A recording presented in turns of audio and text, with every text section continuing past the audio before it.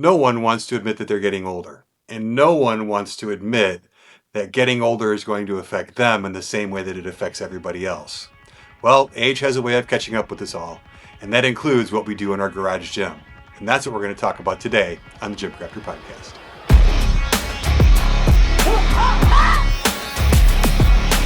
Welcome back to the GymCrafter podcast, everybody. My name is Tim. I am the head gym nerd here at GymCrafter.com, the website that I built to help ordinary folks like you and I build home and garage gyms that we absolutely love. And it has been a minute. I haven't been here recording a podcast in quite a while. I've had a heck of a month. I was out in Utah shooting some Force USA videos. I spent probably more time editing than I have in recent memory to get all of those videos out to you. Hopefully you guys liked them. Hopefully for those of you out there interested in those products, you found those useful. It was a really busy month. And then I'm actually sitting in front of the other reason I haven't been recording for a while, which is a half-built wall mount Aries 2.0. And while it's half built, if I can show you the other side of the camera, there's half of it is unbuilt. And that is because I'm in my second round of missing pieces. So every time I go to get it assembled, I get partway in and realize that I don't have everything I need to do it. So thus, I'm sitting here. So I figured since I'm waiting for more parts to come, I would sit down and record a few podcasts for you guys because I miss talking to you and I got stuff to say. And today I want to talk about something that I get asked about a lot, which is training for getting older, and specifically, are there things that you should do when you're building your garage gym as you get older versus, maybe some younger folks out there watching this, you're building your gyms for your particular type of training. But as I mentioned in the intro, sometimes life doesn't give you the option to do what you want to do, and you kind of have to acquiesce and do the things that you need to do. And part of that is building out your garage gym in a way to address your particular challenges as you age. Now, this is a big enough topic. This is actually going to be a two-part episode. So as I sat down to make the outline, I realized there was no way I was going to cram all of this into one episode. As much as I liked making an hour and a half review on the Force USA C20, the thought of editing another hour and a half long video kind of makes me a little nauseous. So I'm not going to do that. So we're going to break this into two parts. So I've got my handy dandy outline here, and what we're going to do is in episode one, there's really four areas that you want to be concerned with as you age, not only in your training, but in your gym build. And we're going to deal with the first three in this particular episode, and then I broke the fourth off into its own. So today, we're going to talk about injury, we're going to talk about recovery, and we're going to talk about mobility and range of motion, and how you can build your gym and some strategies and tactics that you can use to build out your gym, to change your training, so that your garage gym specifically addresses those three issues. The fourth one, which will be in the next episode on its own, is I'm going to call it "There's More to Life Than Size and Strength." And I know that just made some of you cringe a little bit, but there's more to life than size and strength. And at some point in our training journey, we have to train for more than that. I don't think you ever need to stop training for size and strength, but I think that we need to focus on more than just size and strength. So again, as we approach our training, as we look at our gym build outs, what do we need to do differently to incorporate some other very important areas of training that become more and more important the older that we get. So that's what's on the menu for this episode and next episode. And I want to start with a topic that is near and dear to my heart, which is injury. Now, the best way to deal with injury is to prevent getting injured in the first place. I'll never forget about 20 years ago when I hurt my back the first time. It was because I did something stupid. I decided to set something down on the ground and I twisted on the way down, and man, I hit the ground like a ton of bricks. I couldn't walk. I was face down on my living room floor for 4 or 5 months. It was terrible. 20 years later, I'm still dealing with that particular injury, and I consistently have to worry about aggravating that particular injury. I blew out 2 discs in my back, and they've never really 100% healed all the way. Now, there's stuff that I can do to address that, and when I'm training correctly, I have very little back pain.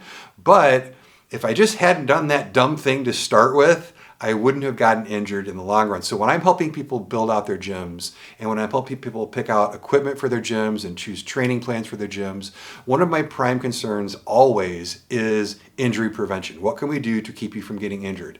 And one of my biggest rules for preventing injury in your gym is what I call the prison shower rule for gym build outs. And what the prison shower rule for building a home gym is that the less bending over you have to do, the happier we're all going to be. And basically what that means is that I know when a lot of people build their gym, They focus on the equipment and the gear, and they don't focus on the storage for that equipment and gear. Especially when you look at companies like, I've got a really awesome Synergy custom fitness rack for my dumbbells, which costs a fortune, right? A lot of people, when they're building their gyms, they budget for all their equipment, and then they look and they go, I don't have room for a wall control panel. I don't have room in the budget for a dumbbell rack. And that was me, right? Like when I built my first several gyms, all of my weight plates just were leaned up against the wall in the corner. All of my barbells were stacked in a corner or just on the ground. All of my dumbbells, my adjustable dumbbells, didn't have a stand. They were on the ground. So, and even recently when I added cables to my gym, at first all of my cable attachments were on. In fact, I'm looking over here now. There's still a few of them on the ground, which they shouldn't be down there. The less we have to bend over in our gym, just like a prison shower, the happier we are all going to be, because we just don't want to present ourselves with the opportunity to get hurt. So as you're building your gym, make sure that you allow some room in the budget for storage. It doesn't have to be super fancy. It doesn't have to be, a $300 wall control panel. It doesn't have to be, a super expensive rack for your barbells, but you do want to think about getting things up off of the floor so that you can lift them from a place that's safe. In conjunction with that, for those of you who are in the process of building your gym, something that I found is that typically when people get injured, like when I got injured just setting something light down, you don't get injured lifting weights in most cases, because most people are pretty careful, right? Like you concentrate on your form, you brace, you wear a belt, whatever it happens to be, you do, because when you're going to lift a bunch of weight off the floor in a deadlift, for an example, or if you're going to put a bunch of weight on your back for a squat, most of us are pretty careful. So we do all of the things that we know we need to do to keep ourselves from getting injured in the first place. Where we get injured is when your kid's in the back seat messing around and you turn around to grab them and you throw out your back. I can't tell you how many times I pulled a muscle in my neck, drying my bald head with a towel just because I'm just being careless, right? Feel free to laugh at that one, but it happens. It's happened a lot, unfortunately. If you are going to keep stuff on the floor, then the commitment that you need to make is that if you're going to keep your weight plates on the floor, that you're not just going to reach down with one arm and just pick it up. Because while you may not get injured the first 100 times you do that on the wrong day or in exactly the wrong way, that's when your disc goes out, right? That's when you pull a muscle. That's when you get hurt. And when we talk about building gyms as we get older, as you're 40, 50, 60, 70 years old, for those of you younger than that, one of the things that you have to look forward to is that healing takes forever. I know one of the people at my church just fell and she cut a gash in her head recently. She's in high school, and literally like 2 weeks later, completely healed up, barely see a scar, nothing at all. I cut my finger, and in fact, I cut my finger putting together this Aries behind me, and it's going to take a month to heal, just a little cut on my finger. So the same thing happens when you get injured. So the older you get, the more important it is to prevent injury, because it just takes forever to heal from that injury. So again, as you are working in your gym, get everything up off the floor if you can. Lifting your heavy plates from chest level. Another thing that I do, just as an extreme example of that, on my rack I've got weight post storage. A lot of you have on-wall storage, and what a lot of people will do is they'll go, well, I'll put the 45s in the bottom, and then the 35s, and then the 25s, and then the 10s.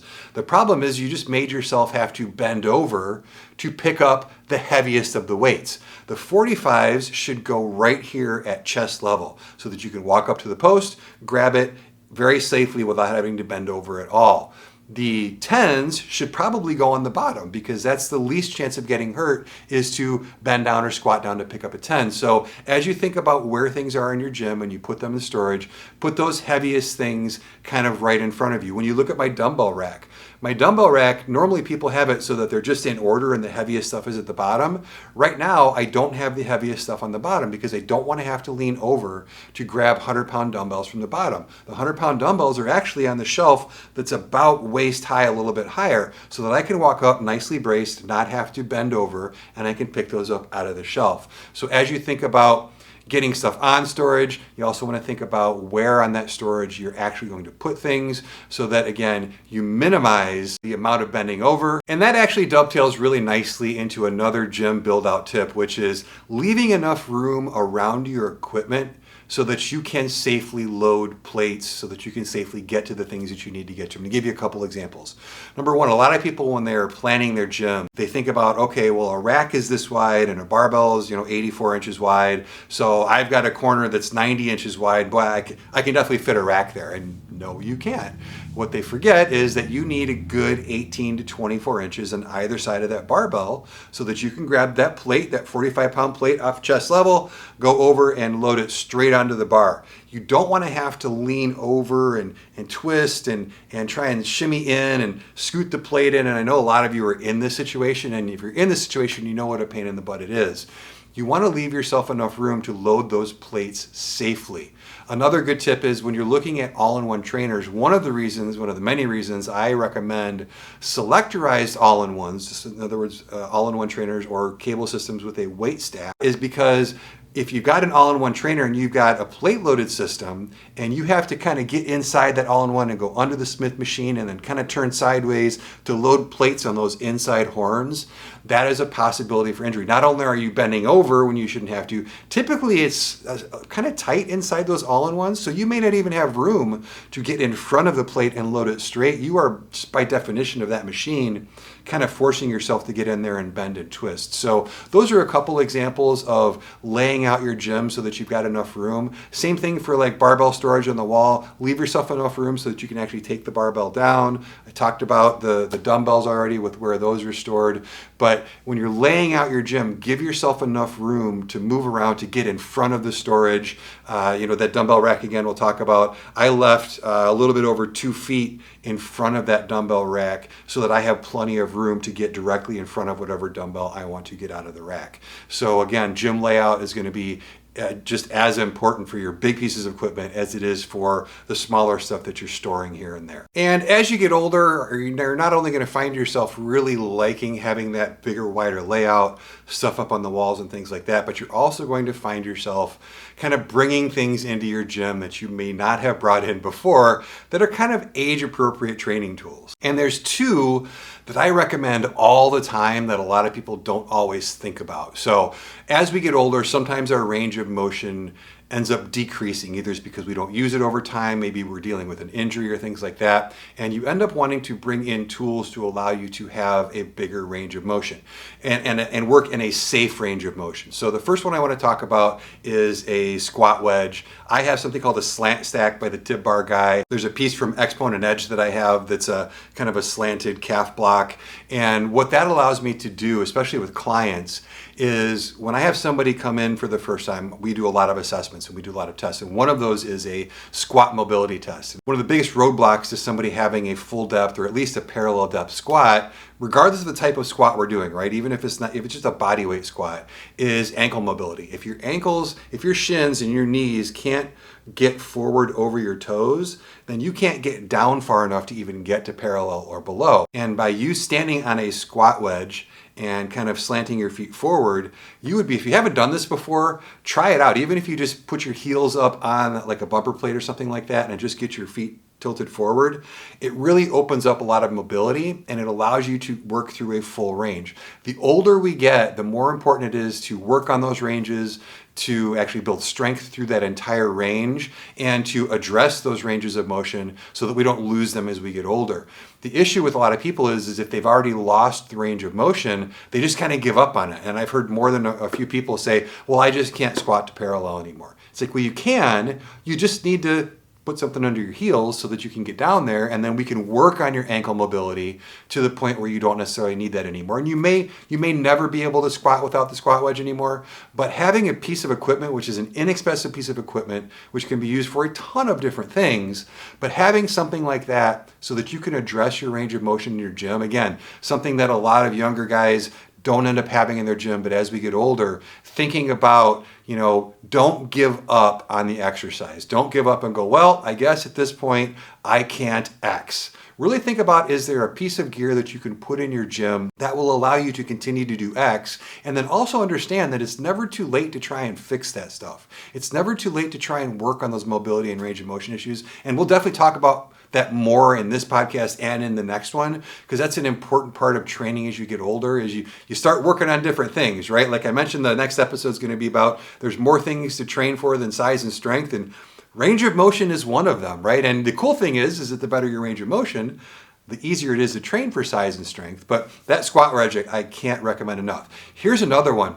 Another assessment that I do for clients is we look at how low can you go on a deadlift while keeping a neutral back. So in other words, before I ever have anybody deadlift, we almost never deadlift from the floor to start off with. I have them do a test and I go, well, how low can their hands get before their back starts to round or before the butt wink happens? For those of you not familiar with butt wink, it's when your lower spine starts to curl underneath. I only ask people to deadlift from a height to where they can actually keep a completely neutral spine. A great way to test this for yourself is to take a broomstick and to put it along your back and have it touch the back of your head, the back of your upper back, and then the back of your lower back. And then squat down like you're going to do a deadlift or a squat. And at some point, as you're going down, one of those points is going to come off of the broomstick and you're just not going to. That's the lowest point you should be deadlifting from, at least safely. Right now, competitive deadlifters always say, well, there's no way to lift as much as you can. They're always going to have some rounded back. Those are all true. I'm not talking about when you were competitive deadlifting when you were 22. I'm talking about building out a gym for folks who are aging and want to prevent injury. So for us folks over 40, over 50, over 60, we have to be careful that we're only performing movements where our body can be in a structurally safe and sound position. So what does all that mean besides get some type of a dowel or a broomstick in your gym? I can't tell you how many times I use one of those. What I'm saying is you need a way to elevate your deadlifts. I don't think you should stop deadlifting as you get older. I think you should deadlift a lot lighter. We're done doing singles and triples and things like that.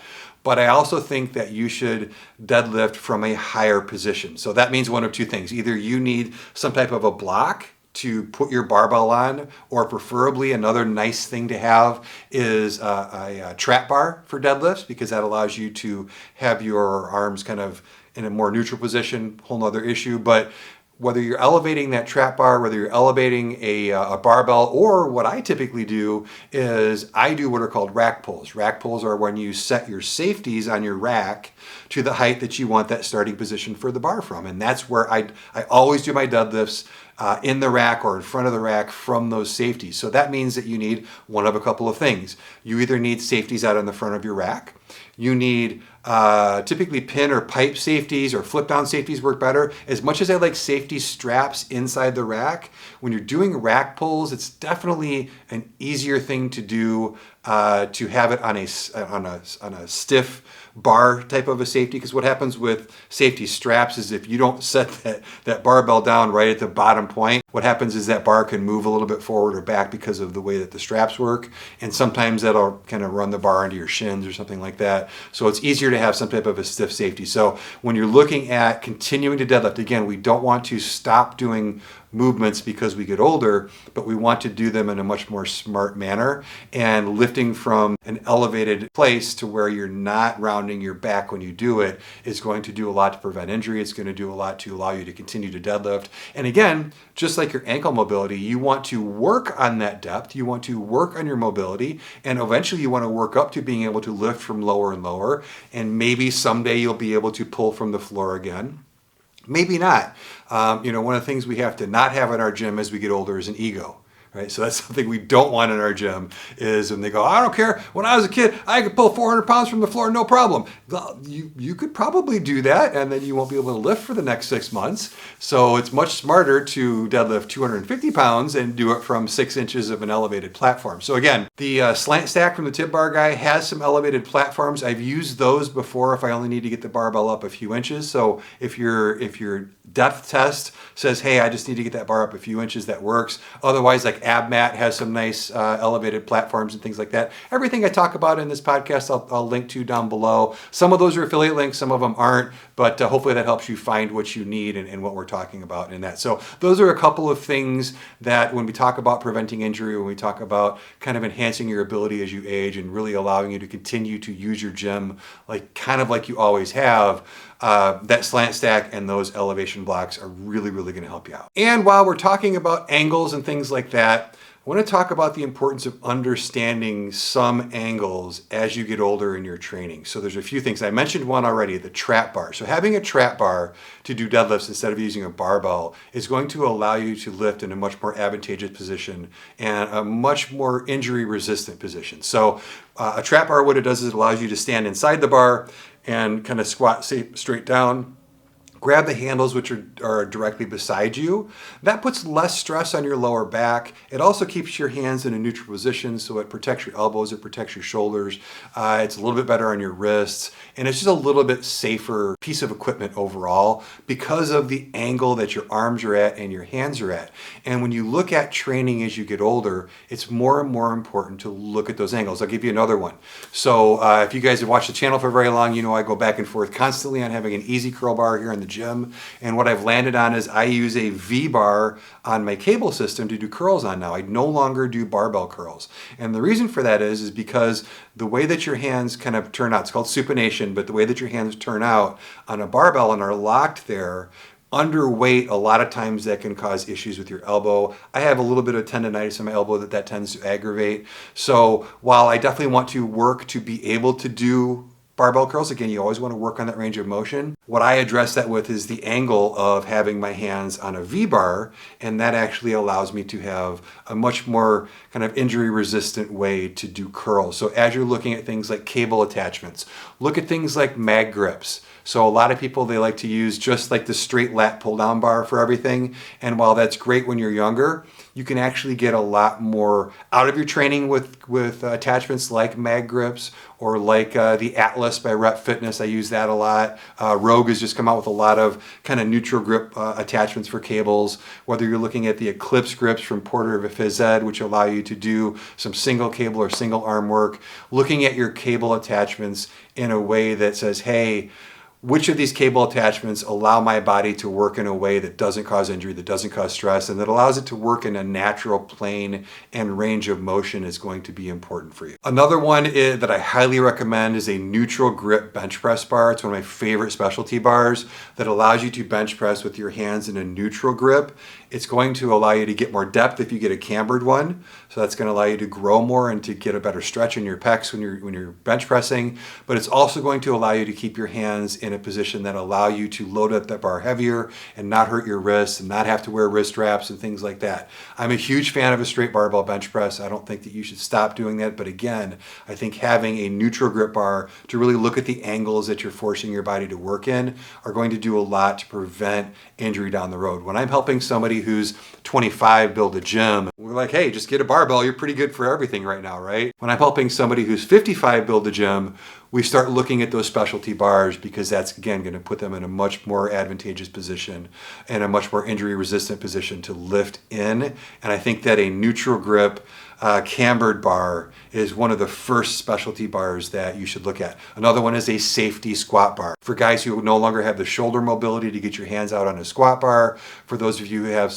maybe some back issues, a Mars bar is a great way to go. A safety squat bar is a great way to go. But again, we're looking at angles. So really think about what angles you're forcing your body to be in, and is there a piece of equipment you can put in your gym to put yourself in a better position to lift more safely. The last one I want to talk about with angles is something that a lot of people don't think about, and when I'm programming for people or when I'm training myself, this is something I've been using for years and years and years and years, and boy is it helpful. And that is slight angle changes on your bench. So when you're bench pressing, whether it's a dumbbell bench press, a barbell bench press, whether you're using a neutral grip bar, whatever it happens to be, it is really advantageous over time to slightly change the angle of your bench every week that you do a bench press. So if your programming calls for a flat bench press, 1 week, put a bumper plate under the head of your bench press, even less of an incline than you can do with the first notch on an adjustable bench. If you only have a flat bench, taking one plate under the head, then two plates under the head, and then maybe one plate under the foot, and just changing that angle over time, what that does is it tends to really bulletproof your shoulders. It tends to address shoulder pain pretty well, and it tends to address, it actually helps with hypertrophy as well, because you're hitting your chest and your shoulders and your front delts from a slightly different angle every week. But making those slight changes in angle, 30 degrees on a bench press is a really nice angle for a lot of people, where it's not a full 45 degrees where it's stressing your shoulders, but it's up enough to where it's taking some of the load off of some of the parts of your chest which may be overworked. There's a lot of things you can do, but it's something to think about. Number one, it's a reason to get an adjustable bench. A lot of people, they get an adjustable bench and they use flat and they use 45 degrees and that's all they use. And there's a reason that those benches have all those different angles. Really play with those angles, change them up over time. It's a great way to change up your training week to week. And then, like I said, if you have a flat bench, I love using a flat bench for this. Cool thing about using this is this technique on a flat bench is you don't have that change where you have the seat at an angle from the back. It's all one angle, and that actually feels really different. If you happen to have the ability, and you do, even if you have an adjustable bench, just leave it flat and put a weight plate under the end and see how that feels differently than raising it up and having the seat at a different angle. It actually keeps your spine in a much more neutral position and will help you over time, again, to stay healthier, to stay injury resistant. So I wanted to bring up that tip. It's not necessarily a piece of equipment you need to add to your gym, but it's a way that you can use the equipment in your gym. I use bumper plates. A lot of people say, hey, why do you use bumper plates? You don't do Olympic lifting. This is one of the major reasons. I put bumper plates under the ends of my benches. I use them to elevate. I actually use bumper plates to elevate my trap bar for deadlifts. I don't have special blocks, so I just put a couple bumper plates and just lift up and down from there. So I like bumper plates for that reason, is they allow you to do it. So using those in a manner other than just lifting them, and really one of the best ways is to prop your bench up on either end and give it a try. It's something that you'll like. It's something that your shoulders will definitely like. And that highlights something that it's not always the gear that you have in your gym, it's how we use the gear in our gym. And I want to talk about recovery real quick. So I look at recovery a little bit differently than a lot of people do, especially if you're younger. The way that I look at recovery, and hopefully I help clients understand recovery and I help people that I'm training understand recovery, is that at different points in your life, you have a different amount of what I call recovery dollars or recovery bucks. Right? When you're 21 and you're full of testosterone and you're bulletproof, you have almost you can go out drinking at night, sleep 3 hours, hit the gym the next day, go to work all day, go out again, do it like that. That was me. I did that all the time, right? Because you have these recovery dollars that not only do you have a lot of them, when you spend them, you get them back really, really quickly, right? This is why people who use steroids get bigger. It's not because you just inject yourself with steroids and all of a sudden you sit around on the couch and you get bigger. The primary method of why steroids work is that they allow you to do a lot more work, a lot more volume, a lot harder work, and a lot more often, and it helps you recover faster. The steroids give you a larger number of recovery bucks, and they replenish those recovery bucks a lot faster than if you weren't on gear. If you're not 21 and full of natural testosterone, and you're not injecting yourself with exogenous testosterone, then we have to live with the amount of recovery bucks that the good Lord gave us to deal with. And those recovery bucks not only get fewer and fewer as we age, they replenish at a lower rate as we age. For those of you who play video games, this is like your health meter. You know, a really weak character in a video game, every hit takes away that health meter a lot and it grows back very slowly, as opposed to some people where every hit takes it away very slowly and it grows back really quick, right? It's the same thing with our recovery bucks. So as we look at building our home gyms and as we look at what we do in our home gyms, we have to be aware and we have to be realistic about what our own personal recovery buck situation looks like. And there's two strategies that I talk to all clients about, and especially older clients. So number one, and you've heard this a million times, I won't spend a ton of time on it, and it doesn't have anything to do with how you build your gym. The quickest way to get rid of your recovery bucks and to keep them from coming back is to get crappy sleep and be stressed out. So even though that's boring, even though you would rather just lay in bed scrolling for 2 hours before you go to sleep, even though you might have a stressful job, even though you might have a newborn child, and all those things cause sleep and stress to just screw everything up. Taking a hard look at your life and understanding that the better your sleep is and the better your stress levels are, the more of those recovery bucks you're going to have, so the better you can do in the gym. When you don't have any recovery bucks, you're not going to get results in the gym. I talked to a few people. A real good friend of mine that I play disc golf with has started going to the gym again, and I'm like, hey, you know, how's things going? He's like, I'm working out all the time, but I'm not getting any results. And it turns out that A, he's not eating enough protein, so that doesn't help. But B, he's not getting enough sleep. And C, he's stressed out all the time. And it's like, until you fix those two things, your recovery bucks aren't going to be there in a manner that are effective for you. So, but that has nothing to do with how you build your gym or what you do in the gym. Let's assume that you've addressed your sleep and that you've addressed your recovery. By the way, if you guys notice, this is new. I'm not wearing a Whoop. This is actually called a Helio strap by a company called Amazfit. 99 bucks, one time, no subscription. Works just as well as the Whoop. Great app and really great sleep feedback. The reason I'm wearing this is to address my sleep. I just was recently diagnosed with mild sleep apnea, and I'm trying to see if I can fix it without dressing up like Darth Vader every night. I may have to do that, but hopefully I can address it, and I've already started making some improvements. So having something like this definitely does help, and I guess this would be a piece of gym equipment if you want to look at it that way. So great option if you guys were looking at a Whoop strap. I had an Aura ring. You can't lift with an Aura ring on. Your knurling messes it all up.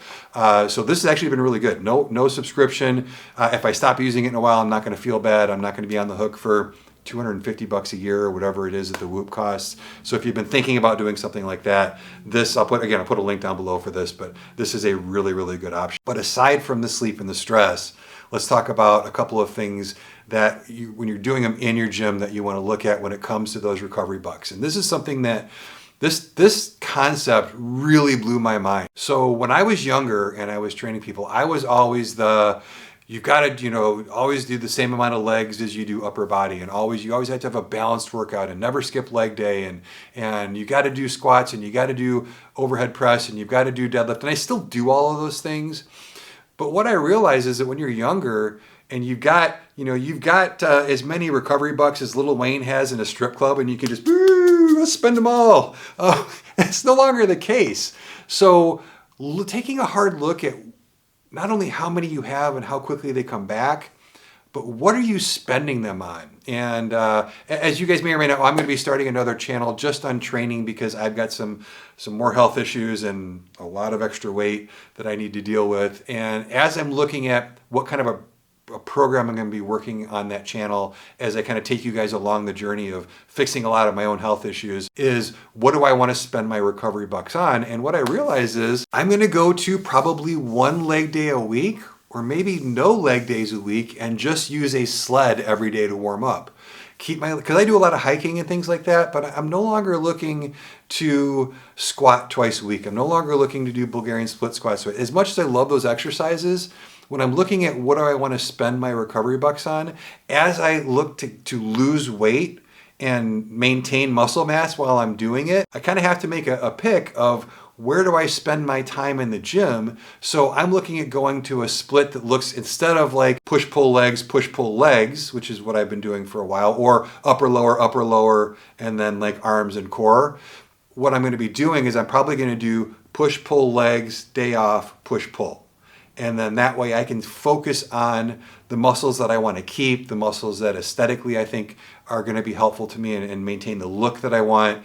And despite what a lot of you guys say in the comment section, I actually kind of like the way that I look. So I want to keep the upper body that I have, and I'm not so worried if I lose a little bit of my lower body, because I don't want to spend those recovery bucks on those things. So as you build out your gym, and especially if you're older and you're like, hey, and you could be the opposite, right? Like you could naturally have a good upper body and go, man, my butt just, like a lot of the female clients that I train, they're like, my thighs and my butt are where I want to go. Well, don't spend your recovery bucks on your upper body if you want to spend some of it on another part. Now, we're going to talk about programming in the next episode, and I think that's really, really important. Sometimes when we program for ourselves and we hear a concept like that, we're like, cool, I'm just going to spend all of my recovery bucks on arms, and that'll be it. Like, that's all I got to do is come in and curl every day. And that's not what I'm saying. But what I'm saying is, as you look at your training, as you look at how you use the gear in your gym, as you look at what equipment you add to your gym, which we'll talk about here in a second, look at what does that equipment spend as far as those recovery bucks go, and are those going to a place where you want results? So hopefully that makes sense. Like I said, I'll be announcing that second channel soon, and we're going to talk a lot more about recovery bucks and how to look at your programming and how to decide where you're spending those recovery dollars in the gym. So keep an eye out for that channel. I'm I'm probably going to call it GymCrafter because it turns out that apparently people call me GymCrafter anyway. So this channel will be GymCrafter on building your gym. That channel will be GymCrafter on building your Tim. But anyway, so keep an eye out for that. I'll let you know that that's coming. But how does that relate to building out your gym, not just what you do in your gym? And that actually can inform a lot of what you buy. So let's talk about that leg day. What is that leg day? If I'm going to go to one leg day a week and I don't want it to kill me for the rest of the week, what does it look like? So instead of putting a heavy barbell on my back, instead of taking, 75-pound dumbbells and doing Bulgarian split squats, which, by the way, for everybody who says Bulgarian split squats aren't a good substitute for squats, just pick up a couple 50-pound dumbbells and do some and see how completely wiped out you are. You will spend every one of your recovery bucks and then you will borrow some as well. So instead of doing that, what am I going to do? I'm going to use my lever belt squat, or if you've got a drop-in Rhino, like a Rogue Rhino, if you've got, a Squat Max HD, using a belt squat allows you to get a good solid workout in your lower body and stress the muscles that you're working without actually stressing the rest of your body.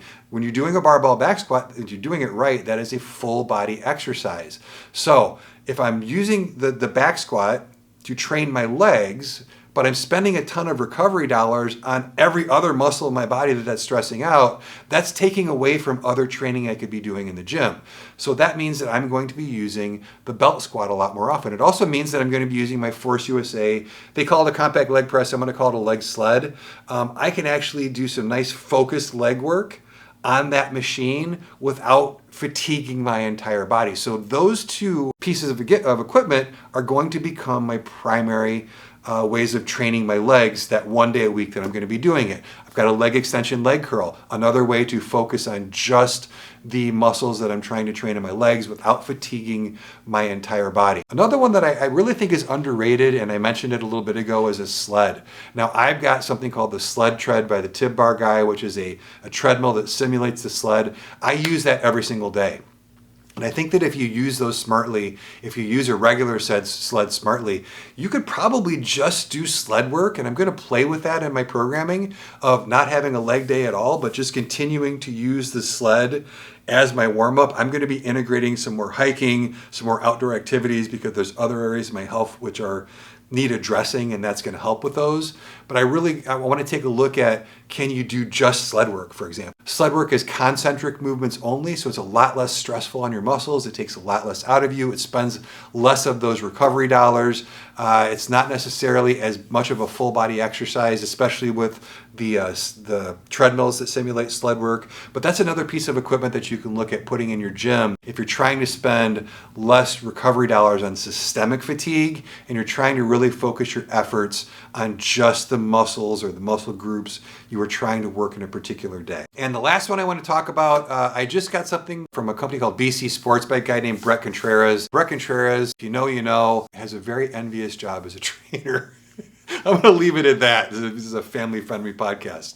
But it's basically a hip thrust pad that mounts in the rack and it rotates. Very comfortable. It's got some bearings in it, which are real nice. But another kind of systemically fatiguing exercise is deadlifts. Even if you're using something that is easy on the angles like the trap bar, I may actually go away from deadlifting as much as well, because if I'm just trying to work my glutes, doing hip thrusts is a lot less systemically fatiguing than doing deadlifts is. So if my programming is calling for me to work on my glutes and my posterior chain, but not necessarily my entire body like a deadlift would, I'm going to probably integrate some more hip thrusts. So that's another, there's a lot of ways to do that. AbMat has some really good inexpensive ways to put a pad on a barbell and a little pad over the barbell over your waist. There's a bunch of ways to do hip thrusts. There's something called a booty sprout, I think, or a booty pod or something like that. There's a lot of different ways to do it. But again, when you're looking at putting things in your gym as we get older,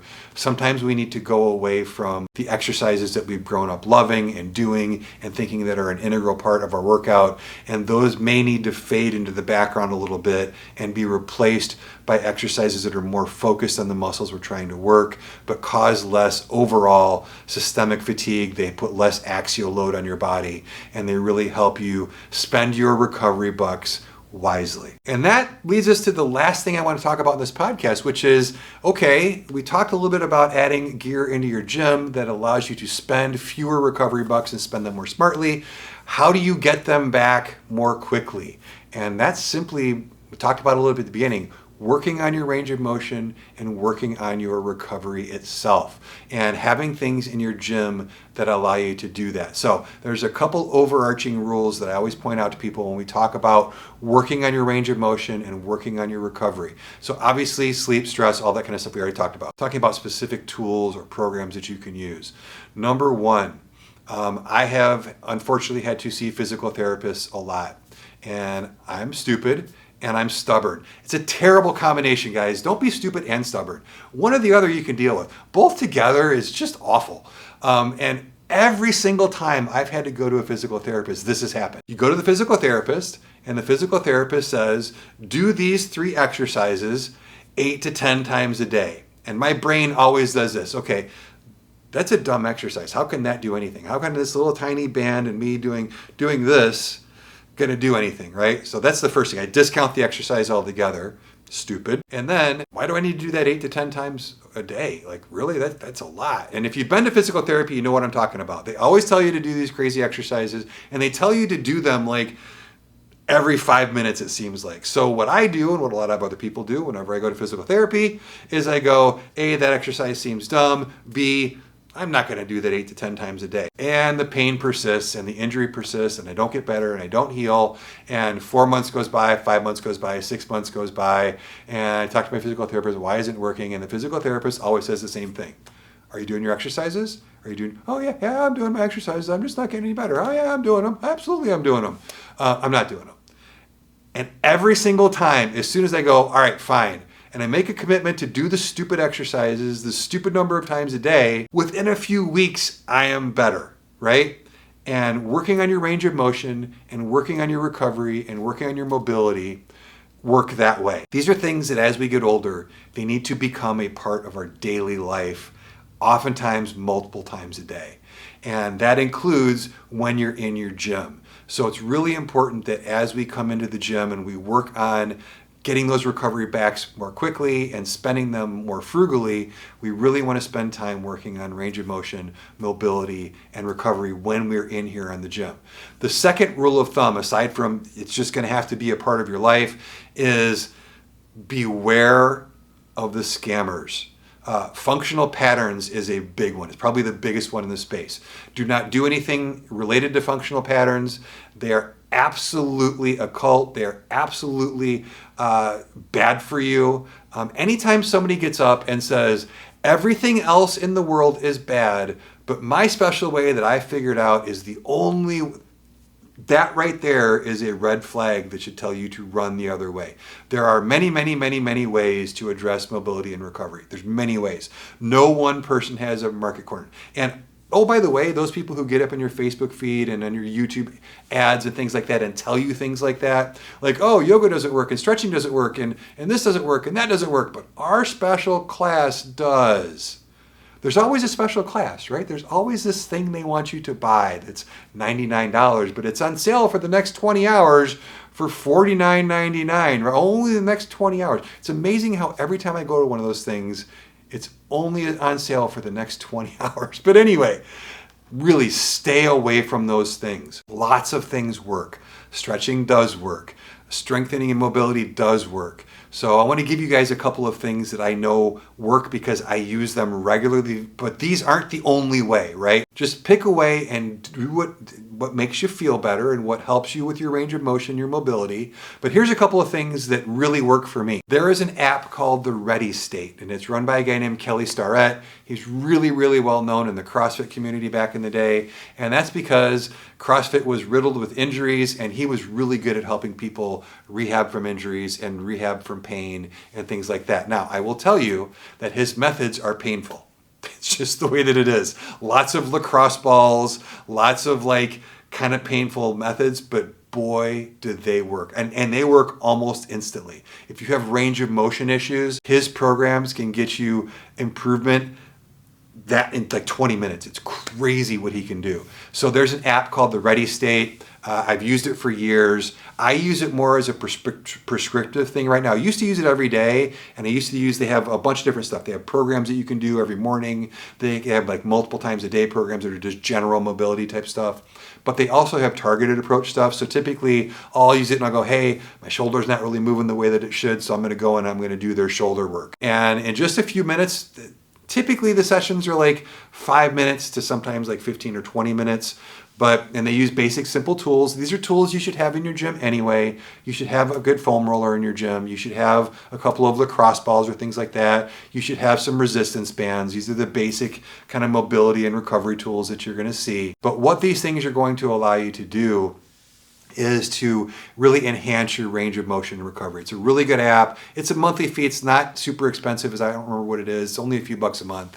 But that is one thing that I know really works. So if you are having range of motion issues like we talked about at the beginning of the episode, where your ankles don't move as far as they should, your knees don't move as far as they should, your shoulders don't move as far as they should, and you want to get yourself out of the safety squat bar and back to a barbell, this type of a program will absolutely work. Again, it's not the only one that works, but it's one that I've used for so long, and I've recommended it so many times that hundreds of people that I've recommended it to literally have used it and reported back that it works great for them. So again, the Ready State, I'll put a link down below for you to that. If you don't want to subscribe to something, you've heard me talk about the guys over at the Mind Pump podcast quite a bit.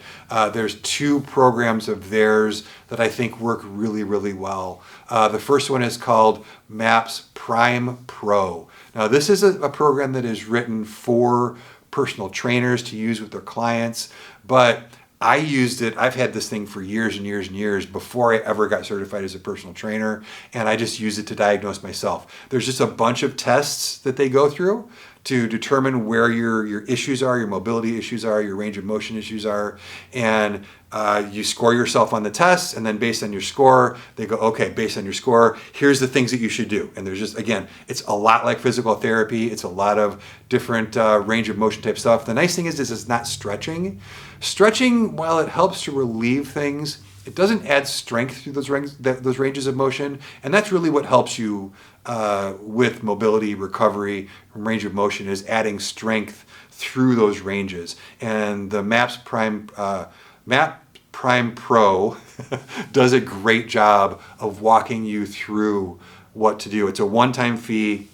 It's not a subscription, and it's one of those things I call it my training toolbox. It's something that I keep in my training toolbox so that when I have issue X, I know that I can go back to this. If I have a client who I'm having trouble diagnosing something, I can go back to this and use these tests to kind of diagnose what's going to work. And I know and it's not just like do this 2 exercises, it's do one of these 10 exercises, then do one of these 10. So it gives you some nice kind of freedom of choice and some variety and things like that. So that really helps. I enjoy that program a lot. So the Ready State and MAPS Prime Pro are both really helpful. Now, if you're not looking to do just a specific range of motion type of a thing, there's another MAPS program that I run quite often. It's called MAPS Symmetry. What MAPS Symmetry is I believe it's a 10 or a 12-week program, and it's specifically designed just to help you address muscle imbalances.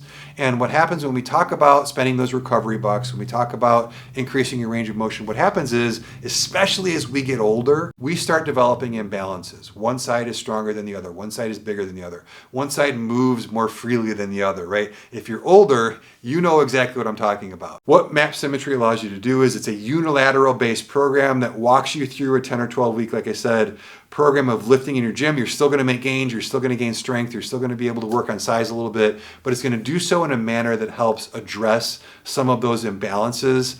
And I can't tell you how valuable it is as you get older to have, again, something in your training toolbox to have where when you start noticing those imbalances, and those imbalances can cause injury. And we talked about injury earlier on. The whole goal of training smartly as we get older is to avoid injury in the first place.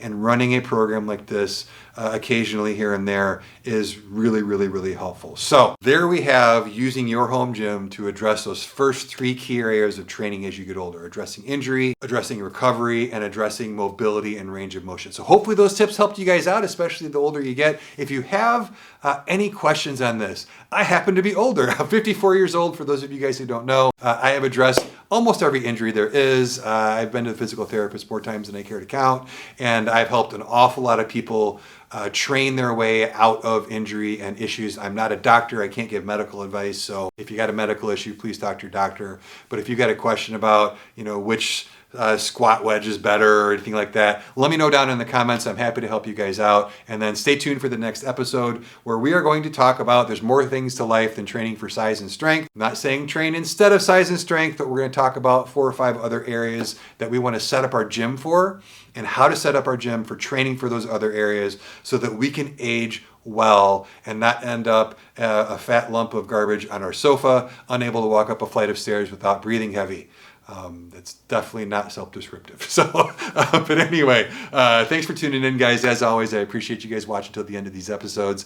Again, if you have questions, comments, anything like that, drop them in the comment section below. If you haven't liked, subscribed, shared, all that kind of fun stuff, what are you waiting for? Go down and do that. And until the next episode or review or whatever it is you happen to tune in to GymCrafter for, I'm Tim with GymCrafter.